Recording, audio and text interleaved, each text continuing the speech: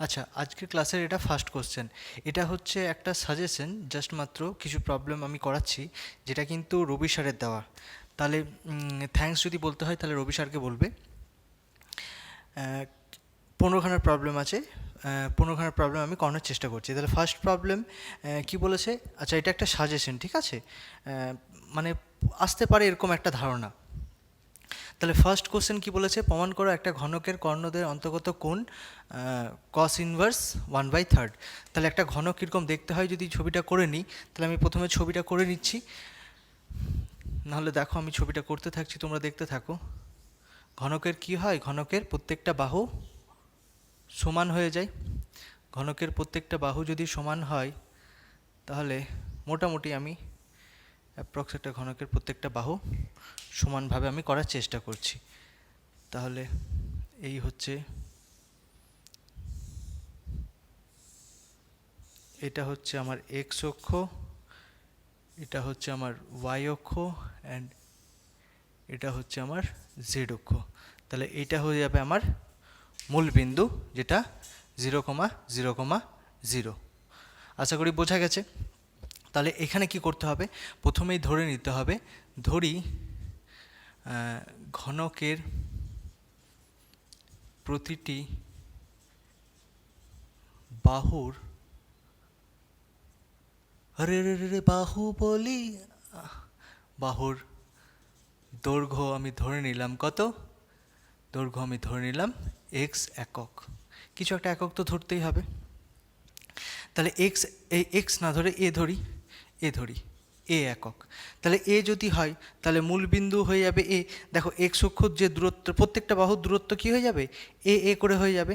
তাহলে এক্স অক্ষের দূরত্ব কতটা অর্জন করবে? এ দূরত্ব।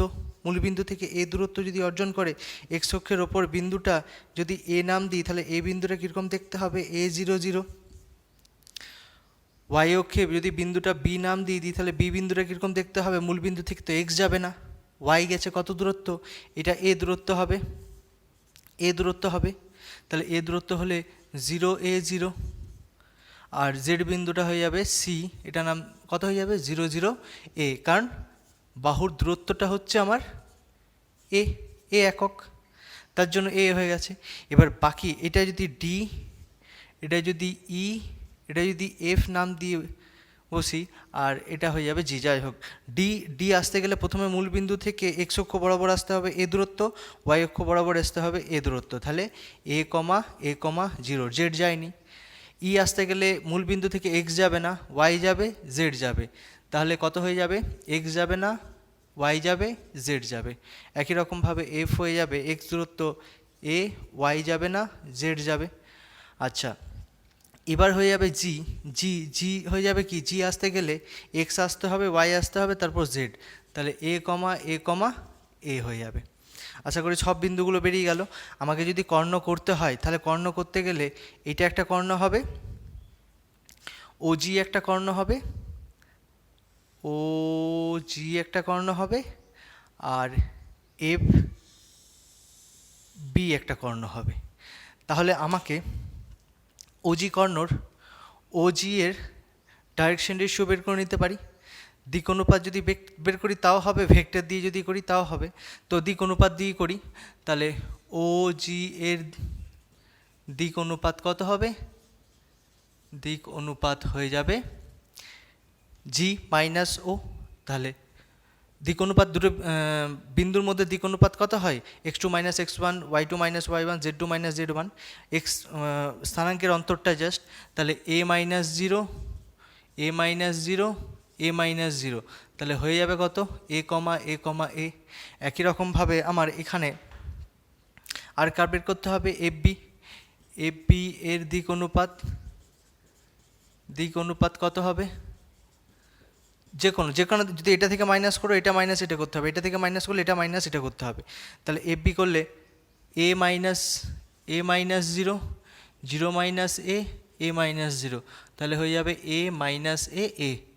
তাহলে দুটো সরলরেখার দিক অনুপাত জানা আছে, প্রথম সরলরেখা, দ্বিতীয় সরলরেখা। প্রথম সরলরেখার দিক ডাইরেকশন রেশিও বলে দিয়েছে A1, B1, C1। আর এটা ডাইরেকশন রেশিও বলে দিয়েছে A2 B2 C2, তাহলে এটা যদি থিটা হয়ে যায় তাহলে সেই অনুযায়ী cos থিটা সমান আমরা কত জানি, A1 A2 plus B1 B2 plus C1 C2 divided by root under A1 whole square plus B1 whole square plus C1 whole square into root under A2 whole square plus B2 whole square plus C2 whole square magnitude result. তাহলে সেই অনুযায়ী যদি হয় তাহলে এই দুটোর মধ্যে কোণ যদি থিটা হয়ে থাকে তাহলে আমরা বলতে পারবো cos থিটা সমান, এখানে ধরি ও লিখে ফেলো এখানে এর পরের লাইন, ধরি OG এবং OF কর্ণদ্বয় পরস্পরকে থিটা কোণে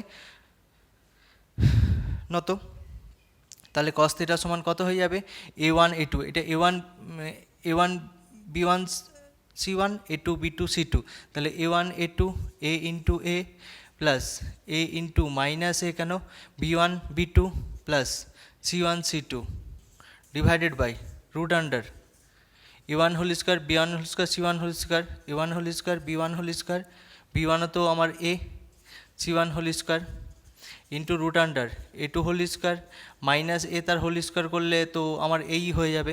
তাহলে রেজাল্টটা যদি করি তাহলে কি পাচ্ছি, ওপরে A square minus A square plus A square, আর নিচে পেয়ে যাচ্ছি কত, √3A স্কোয়ার, এখানেও √3A স্কোয়ার, কেন A square plus A square plus A square √3A square.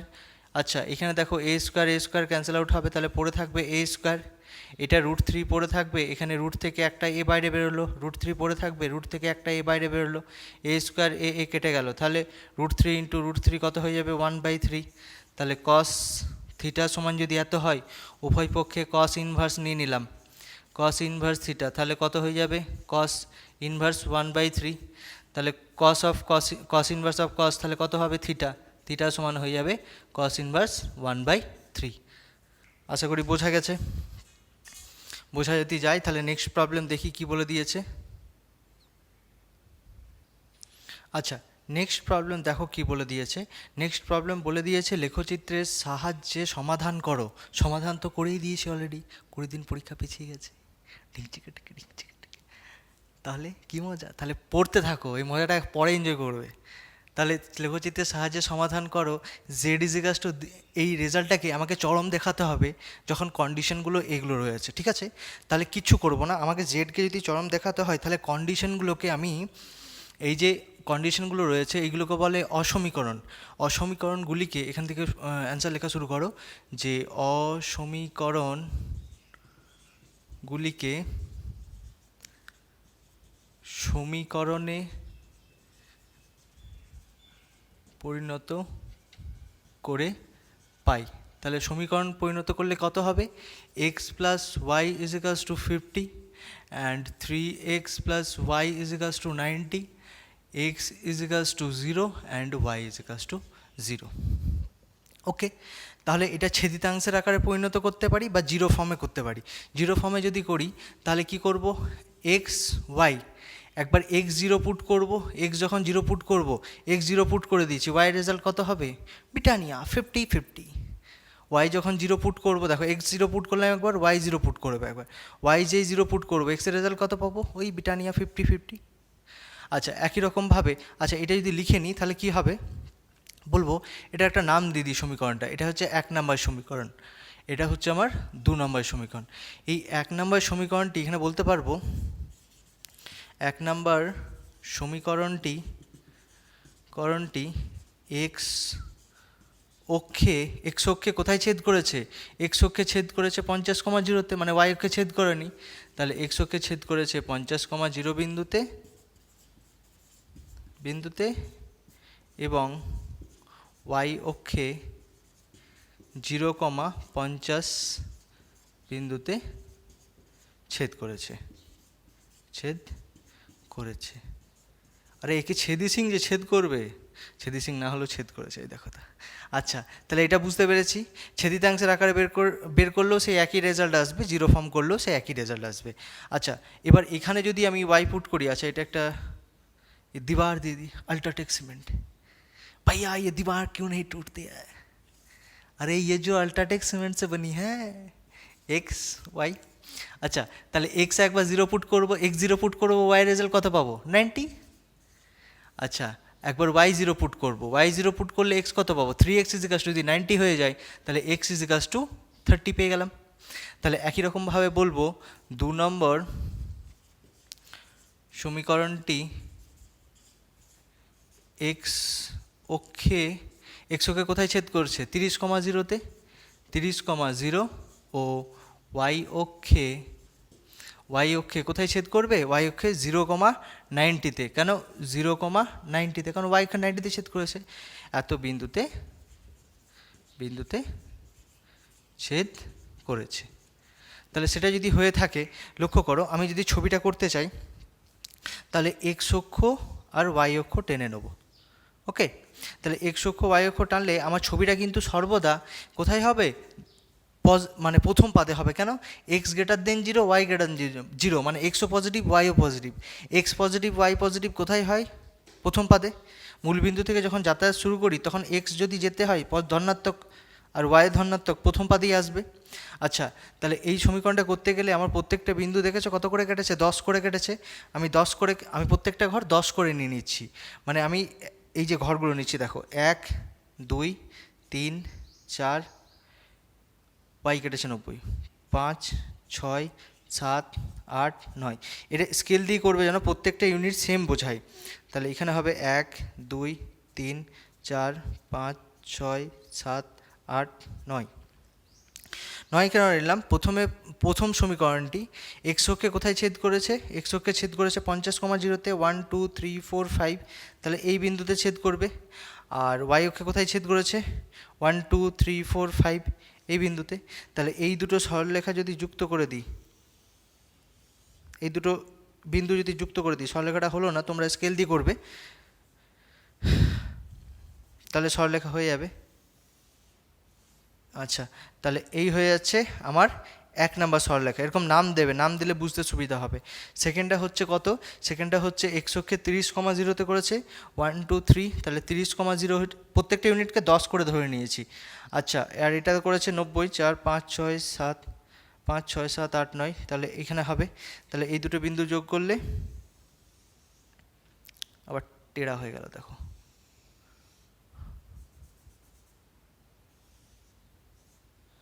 আচ্ছা, তাহলে এটা হয়ে গেল আমার 2 নম্বর সমীকরণ। 2 নম্বর সমীকরণ হচ্ছে এইটা। তাহলে প্রথম সমীকরণ, 2 নম্বর সমীকরণ পুরোটাই এঁকে নিয়েছি। এবার ব্যাপার হচ্ছে দেখো এখানে ছেদ করেছে, ছেদ বিন্দুটা করতে হবে, তার আগে বলে দিই 1 নম্বর সমীকরণ 2 নম্বর সমীকরণ ড্র করে ফেলেছি। এবার দেখো অসমীকরণগুলো কি কাজে লাগবে। অসমীকরণগুলো এখানে কাজে লাগবে, তোমাকে XY ভাবো, তুমি হচ্ছ XY। তুমি যদি কোনো সংখ্যার থেকে ছোট হও তাহলে তুমি কি হব, হইব যে ঘরের দিকে আসছো, তোমার ঘর হচ্ছে মূলবিন্দু, এখন তোমার বয়স 18 ক্রস করেনি, তাহলে তুমি যেই ক্লাস 12 পাস করবে বাইরে যাবো পড়তে, ঘরে আর পড়া হবে না, তাই না? তাহলে বাইরে থেকে পড়ার চেষ্টা করবে, বা যদি কোথাও পেয়ে যাও, NIT পেয়ে যাও বা IIT পেয়ে যাও, তাহলে তো বাইরে গিয়ে পড়তেই হবে, কিছু করার নেই। তাহলে তোমার বয়স যখন বেড়ে যাবে, যখন বাড়বে, মানে এটা থেকে বেড়ে গেছে, তখন তুমি ঘর ছেড়ে পালাবে। এই দেখো ঘর ছেড়ে পালিয়ে গেছো। কিন্তু তোমার বয়স যদি কম হয়, এখন কম আছে যেরকম, তাহলে কি হবে, তুমি ঘরের দিকেই ফেরত আসবে। এই যে এটা হচ্ছে তুমি ঘরের দিকে ফেরত আসবে। লেস দেন মানে কোনো সংখ্যা থেকে যদি ছোট হও তুমি ঘরের দিকে রিটার্ন করবে। তাহলে প্রথম সরলরেখাটা এইটা, ছবিটা কোনটা হবে, এই ছবিটা।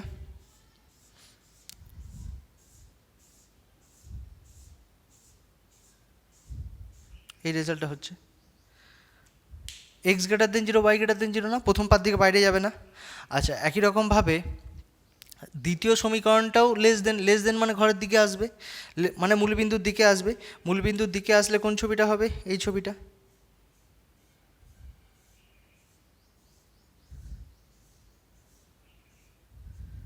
এবার লক্ষ্য করো, যেখানে লাল আর কালো মিশে গেছে, লাল আর কালো কোথায় মিশেছে, লাল আর কালো এখানে মিশে গেছে, এই অঞ্চলটাতে লাল আর কালো একসাথে মিশে গেছে, শুধুমাত্র এই অঞ্চলটাতে।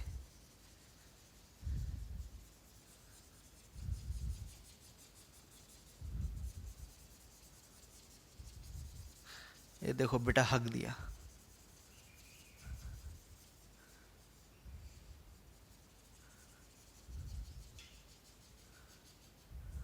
এই অঞ্চলটাতে। এবার এই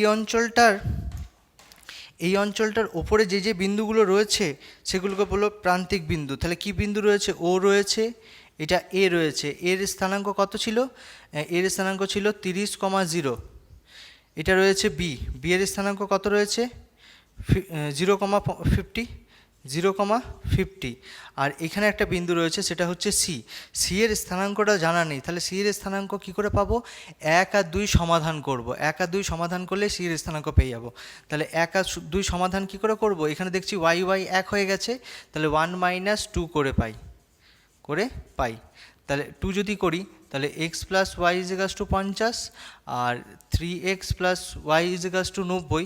এবার যদি মাইনাস করি, এটাও মাইনাস হবে, এটাও মাইনাস হবে, এটা ক্যান্সেল আউট হবে, এটা -2x হবে আর এটা -40 হবে। তাহলে মাইনাস মাইনাস কেটে গেল, এক্স ইজিকাস টু হয়ে গেল 20। এক্স ইজিকাস টু 20 হলে এক্সের ভ্যালু যে কোনো একটা সমীকরণে বসিয়ে দিই, বসিয়ে দিই। তাহলে একে বসালে কত পাচ্ছি? এক্স প্লাস ওয়াই ইজিকাস টু 50, এক্সের ভ্যালু 20, তাহলে ওয়াইয়ের ভ্যালু হয়ে যাবে আমার 30। তাহলে সি বিন্দুটা হয়ে যাবে কত? 20,30। তাহলে এই প্রত্যেকটা বিন্দুর জন্য আমি দেখো কতগুলি প্রান্তিক বিন্দু পেলাম। যেই বদ্ধ অঞ্চল না, শেডেড রিজিয়ন, যে শেডেড রিজিয়নটা পেলাম সেই রিজিয়নটা আমার,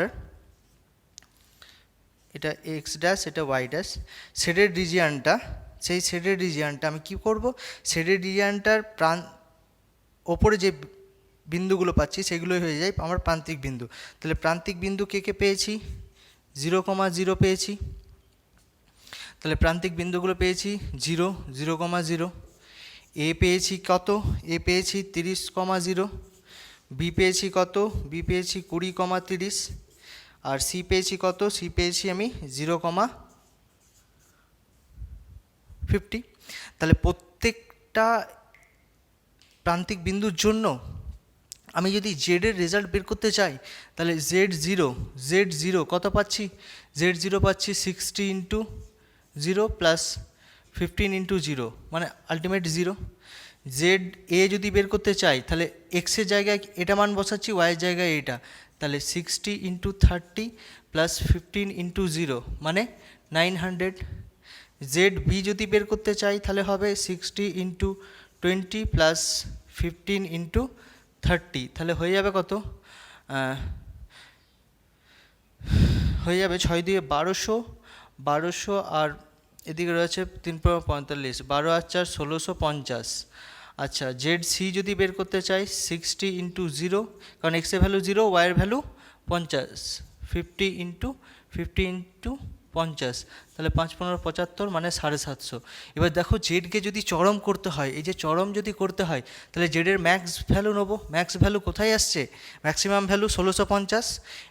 বি এর ভ্যালু যদি এটা নিই তাহলে জেডের ভ্যালু কত পাচ্ছি? ফাইনাল যখন রেজাল্ট লিখবো জেডের মানটা হচ্ছে 1650, জেডের চরম মানটা হচ্ছে 1650। কোন প্রান্তিক বিন্দুতে? বি প্রান্তিক বিন্দুতে এক্সের ভ্যালু কত? এক্সের ভ্যালু 20 অ্যান্ড ওয়াইয়ের ভ্যালু 30। এই এক্সের আর ওয়াইয়ের এই মানের জন্য জেডের মান এটা চরম হচ্ছে। তাহলে অঙ্কটা খুব ইম্পর্টেন্ট, একটু দেখে নেবে। লেখাটা এর থেকে বেশি না লিখলেও হবে, মোটামুটি এই কটা জিনিস লিখলেই হয়ে যাবে। নেক্সট প্রবলেম দেখি কি বলছে। আচ্ছা, নেক্সট প্রবলেম দেখো কি বলে দিয়েছে।